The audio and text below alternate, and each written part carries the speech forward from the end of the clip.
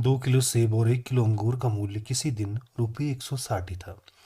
1 महीने बाद 4 किलो सेब और 2 किलो अंगूर का मूल्य रुपये 300 हो जाता है।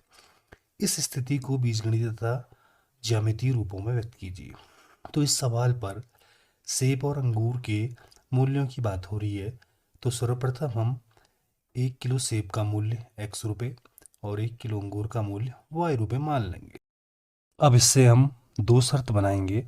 प्रथम शर्तानुसार हमसे सवाल पे कहा जा रहा है कि 2 किलो सेब और 1 किलो अंगूर का मूल्य किसी दिन रुपये 160 था। तो हम इससे लिख लेंगे 2 किलो सेब और 1 किलो अंगूर का मूल्य बराबर 160 रुपये। अब हम इसको अपने वास्तविक जीवन से जोड़ते हैं। कभी अगर हम मार्केट जाते हैं और सेब खरीदते हैं, जैसे कि वर्तमान में अभी सेब की कीमत माना 200 रुपये हो रही है।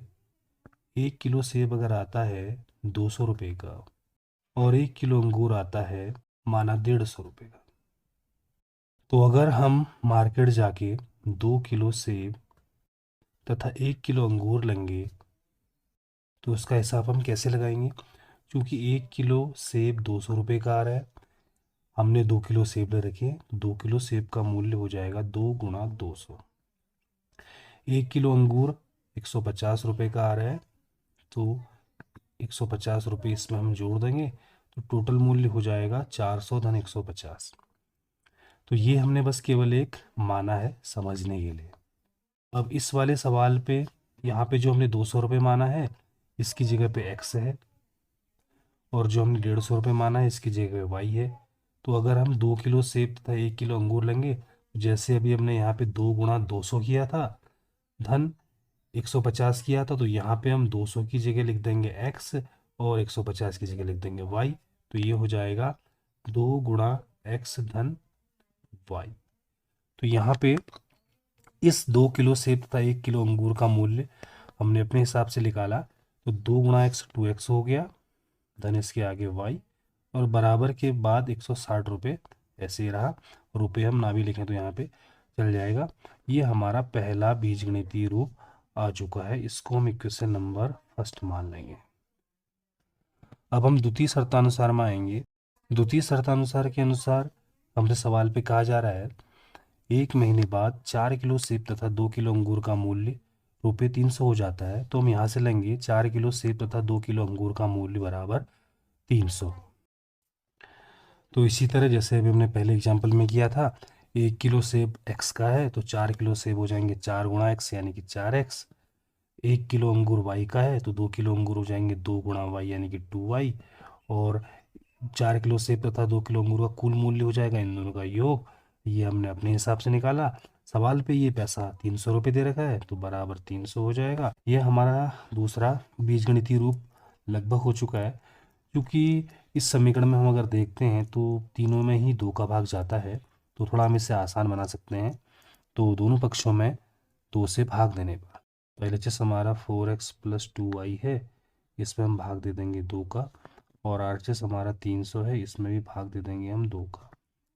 तो LHS में 2 पद हैं, तो बाहर 1/2 का मतलब कि 2 से दोनों को ही हम डिवाइड करेंगे। तो पहले 4x को अगर हम 2 से डिवाइड करेंगे तो 2x हो जाएगा, और दूसरे 2y को अगर हम 2 से डिवाइड करेंगे तो y हो जाएगा, और इक्वल टू के बाद 2 से अगर हम 300 को डिवाइड करेंगे तो 150 हो जाएगा।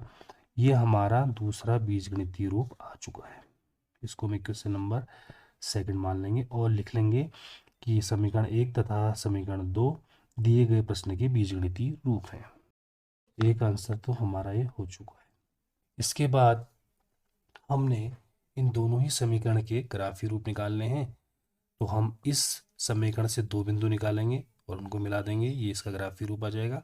ऐसे हम समीकरण नंबर 2 से 2 बिंदु निकालेंगे, उन 2 बिंदुओं को मिला देंगे तो इसका ग्राफीय रूप आ जाएगा। तो समीकरण 1 से हो जाएगा 2x + y = 160। यहाँ से हम x या y किसी एक की वैल्यू निकाल लेंगे। अब अगर हम इस समीकरण को देखते हैं तो इसमें x के साथ 2 लगा हुआ है, y के आगे 1 छिपा हुआ है। तो अगर हम यहाँ से y की वैल्यू निकालेंगे तो बहुत ही आसान सी आएगी। x की वैल्यू भी हम निकाल सकते हैं। x की वैल्यू यहाँ पे आएगी 160 - y/2। तो अपॉन का जब 2 होगा तो बाद में बिंदु निकालते वक्त तो थोड़ा सा हमें कैलकुलेशन में कठिनाई हो सकती है। तो कभी भी ऐसे मान को निकालना ज़्यादा इजी रहता है जिसका गुणांक से भाग देना इजी रहता है। तो इसका गुणांक 1 है, 1 से भाग देना बहुत ही ईजी रहता है। तो हमने y की वैल्यू निकाली, तो ये हो जाएगी 160 माइनस 2x। अब हम एक बॉक्स बना लेंगे, यहाँ पे x, यहाँ पे y, बराबर के बाद x आ रहा है तो हम x की वैल्यू रखेंगे। हम x की वैल्यू यहाँ पे रख देते हैं 80। इससे क्या फ़ायदा होगा, क्योंकि 160 से x का डबल घटना था, तो x को हमने 160 का आधा माना, ताकि 80 का डबल होने पे 0 आ जाए। तो यहाँ पे ये हो जाएगा 160 माइनस 2 इंटू 80, यानी कि 160 माइनस 160, यानी कि ये 0 आ जाएगा। तो ये हमारा ये बिंदु निकल गया। नीचे की ओर बिंदु आता है, तो पहला बिंदु हमारा हो गया है 80,0। अब हम इस वैल्यू को 80 वाली वैल्यू को घटा के 70 कर देते हैं। हम इससे 90 भी कर सकते हैं, हम कोई भी वैल्यू ले सकते हैं, लेकिन हमने ऐसे मान लेने हैं जिससे ग्राफ में दर्शाने में हमें ईजी रहे। तो हमने यहाँ पे 70 ले लिया। तो 160 माइनस 2 इंटू 70, यानी कि 160 माइनस 140, यानी कि 20 आ जाएगी y की वैल्यू। तो यहाँ से हमारा बिंदु मिल गया है 70,20। इन दोनों को हम मान भी लेंगे। माना a बराबर 80,0, b बराबर 70,20। चूँकि ये बड़े बिंदु तो ज़रूर हैं, लेकिन इनको पैमाना मानकर आसानी से दर्शाया जा सकता है। इसी प्रकार हम समीकरण नंबर 2 ले लेंगे। वहाँ से हमारे पास था 2x plus Y equal to 150। यहाँ से भी हम x या y किसी की वैल्यू निकाल लेंगे। तो पिछले समीकरण की तरह ही y की वैल्यू निकालना यहाँ पे ज़्यादा ईजी है। तो ये हो जाएगा 150 माइनस 2x। अब हम बॉक्स बना लेंगे, x ऊपर लिखा, y यहाँ नीचे लिखा। x की वैल्यू हमने रखनी है, तो 150 से x का डबल घटना है, तो एक काम कर लेंगे, x की वैल्यू हम 75 रख लेते हैं। इससे क्या होगा, 150 माइनस 2 इंटू 75, यानी कि 150 माइनस 150, यानी कि 0 आ जाएगा। तो यहाँ से हमारा बिंदु हो जाएगा 75,0। अब हम दूसरा मान निकालना चाहते हैं, इस 75 को हम 70 कर लेते हैं। तो ये हो जाएगा 150 माइनस 2 इंटू 70, यानी कि 150 माइनस 140, यानी कि ये 10 आ जाएगा। दूसरा बिंदु हमारे पास आ जाएगा 70,10। हमने ग्राफ लिया, इसमें हमने एक्स अक्ष को दर्शा लिया है, वाई अक्ष को दर्शा लिया है। एक्स अक्ष और वाई अक्ष का कटान बिंदु जो होता है उसको हम मूल बिंदु यानी कि ओ से व्यक्त करते हैं। अब जो बिंदु हमने दर्शाने हैं उसको हमने साइड पे लिख दिया है। ए को हमने दर्शाना है 80,0, बी को दर्शाना है 70,0। ऐसे सी और डी हमारे क्रमशः 75,0, 70,10 है। तो अब जैसा कि हम छोटी कक्षाओं में करते थे, 0 के बाद 1 2 3 4 5 6 वगैरह हम मानना स्टार्ट कर देते थे। इस बार जो मान है उसकी तुलना में काफ़ी बड़े हैं, तो हमने पैमाना मानना पड़ेगा। पैमाना मानने के लिए हम देखते हैं कि इन संख्याओं में सब में किसका भाग जा रहा है। और आसानी के लिए यहाँ पे पैमाना 1 सेंटीमीटर बराबर 10 रुपये जो है एक्स अक्ष में मान लेंगे, क्योंकि यहाँ पर मूल्य की बात हो रही है तो इसलिए मात्रक हमारा रुपये में होगा। ऐसे हम वाई एक्स में भी पैमाना 1 सेंटीमीटर बराबर 10 रुपये मान लेंगे। तो इसलिए यहाँ पर जो इधर से इधर एक्स अक्ष का 1 सेंटीमीटर होता असल में 10 रुपये बन चुका है। यहाँ से यहाँ 2 सेंटीमीटर होता, लेकिन ये 20 रुपये बन चुका है। तो मैं इसको 30 40 50 60 लिखते रहता हूँ रुपयों में।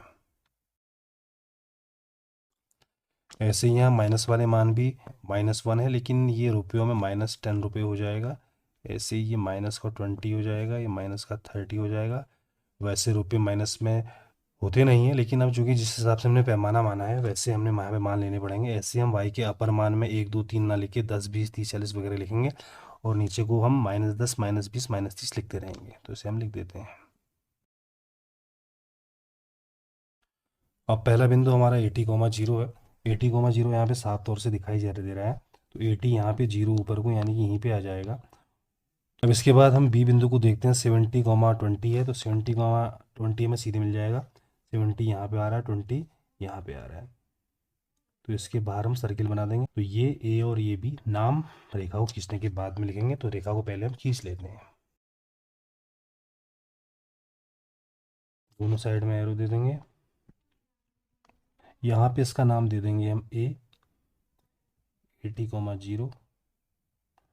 बी का नाम हमारा है 70,20। अब ऐसे ही हम सी को दर्शाएंगे। सी है 75, तो 75 70 और 80 के करेक्ट बीच में होगा। लेकिन अब इसका दूसरा कोऑर्डिनेट भी देखना है। दूसरा कोऑर्डिनेट इसका 0 है, तो इससे यानी कि इससे ऊपर को हमने जीरो में जाना है, तो यहीं पे रहेगा ये। तो यहाँ पे हमने ये सर्किल बना दिया, तो ये हमारा सी पॉइंट हो जाएगा 75,0। वैसे अगर हम डी को देखते हैं तो 70,10, तो हमारा हो जाएगा यहाँ को 70, 10 इससे ऊपर को यहाँ, इन दोनों को हम मिला देंगे। इस पॉइंट का नाम हमारा सी था जो कि 75,0 था।